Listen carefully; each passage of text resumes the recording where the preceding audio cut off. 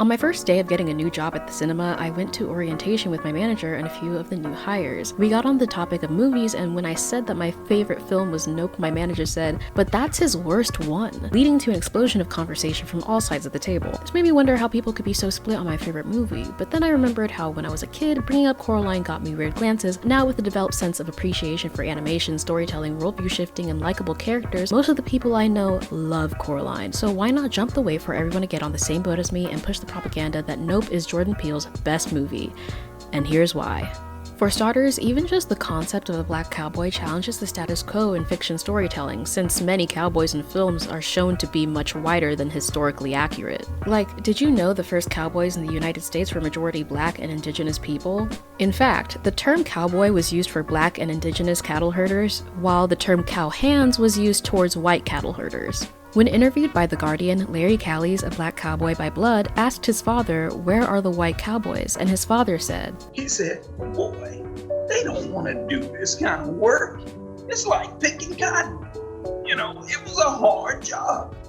The Lone Ranger cowboy trope is based on Bass Reeves, born into slavery in 1838, who captured about 3,000 convicts in his lifetime and was the first black deputy on the west side of the Mississippi River. In the Hollywood film Lone Ranger, he's instead played by a white man with a black mask. One of the first Hollywood cowboys, John Wayne, played a character who was based off the black cowboy Britt Johnson. Johnson's story became a legend and a now trope. A father loses his family and drops everything, including his morality, to get them back. John Wayne happens to be a proud white supremacist. Johanna Chona July, born into slavery in 1860, was so admired for her ability to tame wild horses that the army recruited her. Chona was part African and part Muskogee Creek Native American, and if you don't know what Native American heritage has to do with being a cowboy, you should probably rewatch Spirit. And I mean, the first winner of the Kentucky Derby in 1875 was a black man named Oliver Lewis. All of this to say that although Get Out and Us touch on racism, Nope does it very subtly. The race aspect of this film is written between the lines. There's no point in the movie where Antlers says, "I really admire you black people and your cowboys," which is about how surface level Get Out is. Nope gives you ideas and asks you to put it together rather than holding your hand through the movie blindfolded. All three of these movies hold a critical lens on the topic of race and politics, but Nope minimizes that lens as an addition to a story about aliens.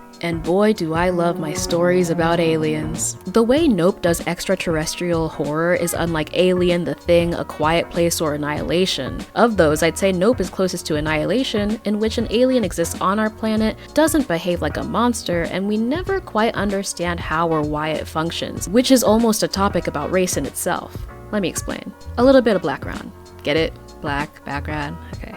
The very basis of the need to get the perfect shot of the UFO that OJ and Emerald harp on about was the outcome of the black-owned Haywood Horses not being able to strike a deal with an all-white production team. That, paired with the concept that Haywood Horses is connected to the very real and very first piece of film ever created, the Muybridge clip, which features an unnamed black man riding a horse and a well-known white director coined as the father of film, is the most on-the-nose touch on race the movie has. Did you know that the very first assembly of photographs in sequential order to create a motion picture was a 2-second clip of a black man on a horse? Yes, it was. Yes, it was. Look it up. Now, I know you guys know Edward Muybridge, the grandfather of motion pictures, who took the pictures that created that clip. But does anybody know the name of the black jockey that rode the horse? No. But workplace racism only served as the catalyst for the reveal of the alien, right? Well, wrong. Let's dissect that. The point I raise is that the UFO was seen as a threat, even though it's proven to have the ability and consciousness to be benevolent in the end when it spares OJ's life out of mutual respect. It should have been treated as a conscious and sentient being, but most of our characters treated it like an animal. And I mean, fair enough. Look at her. OJ speaks the language of animals, and even if not fluent, he's the first to find out that the UFO is actually an animal that's hungry and hunting. That's when he gives her the name Jean Jacket, humanizing her in a way. Remember Jean Jacket? Yeah, good horse. It's supposed to be my first horse, actually. She's hunting in the same way humans have gotten hungry and slaughtered hundreds of species of animals for a meal. Jean Jacket, our alien, was doing the same thing. Jupe, with the wrong idea, thought it was something that could be tamed and made a spectacle for the sake of profit, and as a result of horrible trauma, but yeah, profit. You haven't seen the Bad Gordy sketch on SNL? He was feeding her girl dinner, and she got a little greedy. Jupe ended up paying the ultimate price for it.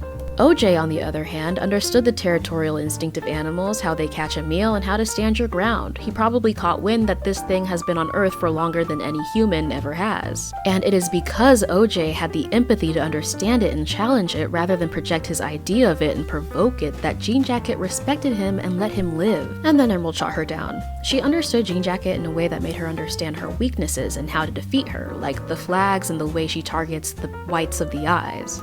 She used this information to challenge it in a way that made her win the fight, get the shot, and conquer the land, but y'all aren't ready for that conversation.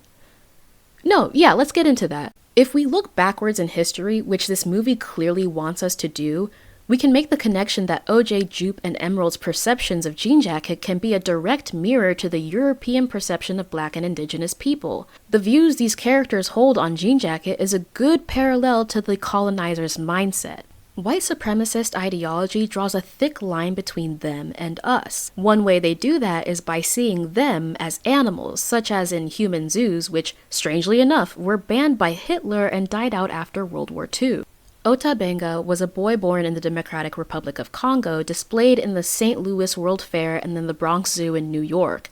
In 1916, he took his own life, before World War II ended. Another way they do it is by seeing them as a paycheck, with slaves and cowboys, forcing slaves to do the work the onlookers didn't want to do, up until they feared a revolution so badly that they made machines to do the work instead. Even now, Black people are being used to mine in dangerous caves for minerals that power cell phones and laptops for $2 a day. Another way colonizers do it is by seeing them as a threat to be defeated in the case of Native Americans, Palestinian people, yes, I'm adding that, in which the only options given to the oppressed people were to move or be killed. You see, Black history is Black horror.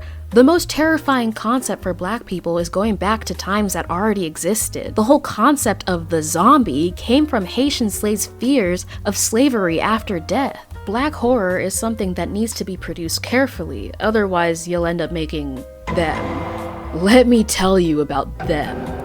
Them was a horror series released by Amazon in 2021, 2 years after the release of Us, which is suspicious to say the least. The premise was that a Black family moved into an incredibly racist neighborhood where their white neighbors would go to any length to get these new neighbors out. The Black family decides to stand their ground and ended up all going insane by the end of the first season due to the torture their neighbors were putting them through. I considered dropping the show multiple times. At some point in watching this show, you have to ask yourself why on earth you would subject yourself to more Black specified torture. Don't get me wrong, I was horrified most of the way through, but at the end of it, I genuinely thought to myself, subjecting myself to this was not worth it. That's entirely the problem when casting Black characters to play Black specified characters in which them being Black is important to their arc. Most film companies are writing their scripts for a white audience. I hate to say it, but that's been fairly true up until Marvel's Black Panther. There's the male gaze, the female gaze, and the white gaze. Most of film is made for the white gaze, and they tend to overlook how a Black audience may feel when subjected to their film. White savior complexes, Black person dies first trope, whitewashing, stereotypical tropes, and token friend of color are all tropes that are a result of making film for the white gaze. And in most cases, it makes the audience of color super uncomfortable. It either singles us out or actively taunts us in a way that could completely ruin the entire film watching experience for us, and it's happened too many times for me with a lot of shows and movies. Jordan Peele does a good job highlighting Black horror with the fear some Black people have when forming relationships with white people in Get Out, or the fear of being hunted in America and Us, or getting denied opportunities despite having the necessary skills for a position in Nope. Get Out is the only Jordan Peele film that uses racism as its trope for horror, and Jordan Peele is able to overcome the problem of accidentally making trauma porn like Amazon did with them, using additional catharsis of the Black person, the only person to live to the end, when the status quo of horror is for the Black character to go first. But we don't need constant painful reminders of historical truths. We do not need to see Black bodies on screen being brutalized to be reminded of the brutality of racism, especially if your audience and who you're attracting this thing for is other Black people. Nope not only balances its humorous and serious aspects, it also adds a bit of black history with horse-herding black cowboys and an additional mystery aspect with an extraterrestrial plot. The unknown that comes with aliens becomes a perfect horror trope magnified by the amazing soundtrack, camera work, and color grading. Jordan Peele knew that the best way to assure views was to release his first film with the intended audience being relatability for black folk and the concept of racism for the white gaze, then moved on to slasher and killer horror with Us and horror of the unknown with Nope. They're all great horror movies, but I hope it's obvious which one is my favorite and why. The addition of Antlers, who has no sort of minority connection to the plot but understands animals and film, the movie is able to connect both ideas of the movies and all characters within the film. Except Angel. Listen, I know Angel wasn't doing much besides giving the audience some good laughs and living to the end, and I think that's perfect for him. The movie wouldn't have been the same without him. Whoa. And I'll admit, Us was a little subtle too, with the critique of the American government through the idea of failed CIA experiments and financial disparity between white people and people of color, but in my opinion, neither of them have as much thought-provoking story, lore, and horror as Nope did. Also, shout out to Michael Abels for the amazing soundtrack. Jordan Peele just kept telling him to make something scary with vague directions, and Abels ate it up every single time.